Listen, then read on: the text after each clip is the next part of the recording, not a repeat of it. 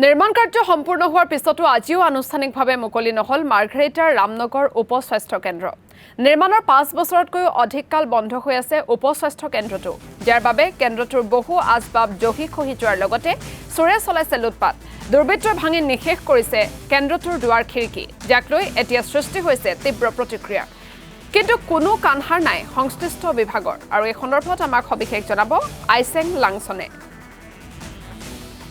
হয়, অসমৰ স্বাস্থ্য ক্ষেত্ৰখন এক আমূল পৰিৱৰ্তন হৈছে বুলি চৰকাৰখনে বিভিন্ন সময়ত ঢাক ঢোল বজাই থাকিলেও কিন্তু স্বাস্থ্য ক্ষেত্ৰখনৰ যে ফুফুলা স্বৰূপ উদঙাবলৈ আমি আজি উপস্থিত হৈছোহি মাৰ্ঘেৰিটা সমজিলাৰ জাগুন ক্ষুদ্ৰ প্ৰাথমিক স্বাস্থ্য কেন্দ্ৰটোৰ এটি অন্তৰ্গত উপ-স্বাস্থ্য কেন্দ্ৰ। সেয়া হৈছে ৰামনগৰ উপ-স্বাস্থ্য কেন্দ্ৰ। মই সামগ্ৰিক দৃশ্য দেখুৱাবলৈ চেষ্টা কৰিছোঁ।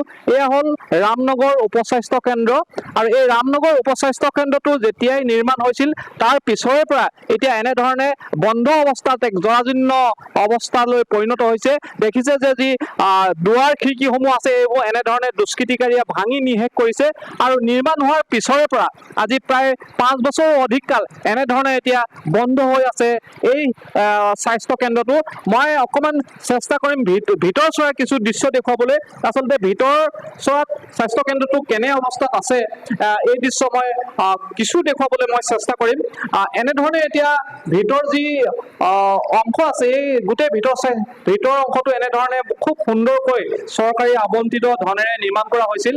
আৰু তাৰ পিছতেই যি এই স্বাস্থ্য কেন্দ্ৰটো আছে তাৰ স্বাস্থ্য কেন্দ্ৰটোলৈ চৰকাৰীভাৱে স্বাস্থ্য কেন্দ্ৰত প্ৰয়োজনীয় বিভিন্ন যি আচবাব সেইসমূহ আহিছিল। এনেধৰণে এতিয়া দেখা গৈছে যে যি ওজন যি মানুহৰ দেহৰ ওজন লগ কৰা এনেধৰণৰ যিসমূহ সঁজুলি আছিল সেই সঁজুলিসমূহ অনা হৈছিল। এনেধৰণে স্বাস্থ্য কেন্দ্ৰটো নিৰ্মাণ কৰা হৈছিল। আৰু তাৰ পিছৰ পৰাই দেখা গৈছে যে কি কাৰণত স্বাস্থ্য কেন্দ্ৰটো এনেধৰণে বন্ধ হৈ পৰিলে। তাৰ পিছৰ পৰা এতিয়া স্বাস্থ্য কেন্দ্ৰটোৰ এনেধৰণৰ অৱস্থা। এয়া মই পাকঘৰৰ অৱস্থা এটা দেখাবলৈ চেষ্টা কৰিছোঁ, য'ত এতিয়া পাকঘৰৰ যি বেচিন আছে এই বেচিনৰ তলত এতিয়া এনেধৰণে লতা মাকৰিৰে গোটেই লতা আৱৰি ধৰিছে, লতা বগাইছে বেচিনত। আৰু বিভিন্ন ধৰণৰ এই যি আচবাবসমূহ আছে এনেধৰণে পৰি ৰৈছে মজিয়াত। আৰু পিছফালৰ এটা অংশও মই দেখুৱাবলৈ কিছু চেষ্টা কৰিছোঁ যে পিছফালে দেখিছে এয়া বা যি স্বাস্থ্য কেন্দ্ৰটোৰ পিছফালৰ অংশ এনেধৰণে এতিয়া আৱৰ্জনাই ভৰি পৰি আছে স্বাস্থ্য কেন্দ্ৰটোৰ ভিতৰৰ অংশত। আৰু যি টয়লেটৰ যি ব্যৱস্থা স্বাস্থ্য কেন্দ্ৰৰ টয়লেটৰ ব্যৱস্থাও এনেধৰণৰ এতিয়া জৰাজীৰ্ণ ৰূপ ধাৰণ কৰিছে। টয়লেটৰ ভিতৰলৈকে গছ বনেৰে গোটেই আৱৰি ধৰিছে। গতিকে এনে জৰাজীৰ্ণ অৱস্থালৈ পৰিণত হৈছে এই ৰামনগৰ উপ-স্বাস্থ্য কেন্দ্ৰটো।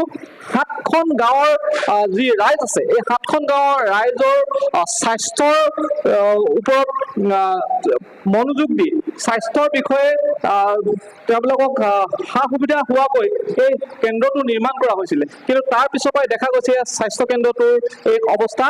আজিলৈকে এই স্বাস্থ্য কেন্দ্ৰটোলৈ কোনো চিকিৎসক অহা নাই, কোনো নাৰ্ছ অহা নাই। তাৰপিছতে এতিয়া স্বাস্থ্য কেন্দ্ৰৰ এনে অৱস্থা। আমাৰ গাঁৱৰ ৰাইজ আছে, কথাচিমা গাঁৱৰ ৰাইজ আছে, মই ৰাইজৰ কাষলৈ আহিব বিচাৰিছোঁ। আমাৰ এজন কথাচিমা গাঁৱৰ এজন ৰাইজ, আমি জানিব বিচাৰিছোঁ যে আচলতে এই যি ৰামনগৰ উপ-স্বাস্থ্য কেন্দ্ৰ এই ৰামনগৰ উপ-স্বাস্থ্য কেন্দ্ৰটোৰ এনে অৱস্থা আচলতে কিয় হৈছে। নিৰ্মাণ হোৱাৰ পিছৰ পৰাই স্বাস্থ্য কেন্দ্ৰটো আনুষ্ঠানিক যি মুকলি হ'ব লগা আছিল সেই আনুষ্ঠানিকভাৱে মুকলি নহ'ল কিয়? হয়, ইয়াত স্বাস্থ্য বিভাগে এই চিকিৎসালয়খন উপ-স্বাস্থ্য কেন্দ্ৰখন নিৰ্মাণ কৰিলে ঠিকেই, কিন্তু সকলোখিনি সুবিধা দিলে। ইয়াত চিকিৎসকে থাকিব পৰাকৈ ইয়াত কোঠালি আছে, ৰান্ধনীশাল আছে, ইয়াত শৌচাগাৰৰ ব্যৱস্থা আছে। তাত স্বত্তেও আজিলৈকে এই ৰামনগৰ উপ-স্বাস্থ্য কেন্দ্ৰখন কিয় আজিলৈকে মুকলি নহ'ল এইটোহে আমাৰ স্বাস্থ্য বিভাগৰ প্ৰশ্ন। আৰু ইয়াত মই জানিবলৈ পাইছোঁ যে ইয়াত নিৰ্মাণ হোৱা মুকলি নহওঁতে কেইদিন কাৰণে এজন চিকিৎসক আহিছিল। সেই চিকিৎসকজনো এসপ্তাহমান ইয়াত আইচেং লাংছন আপোনাক এই মুহূৰ্তত ধন্যবাদ জ্ঞাপন কৰিছোঁ আপুনি সবিশেষ জনোৱাৰ বাবে।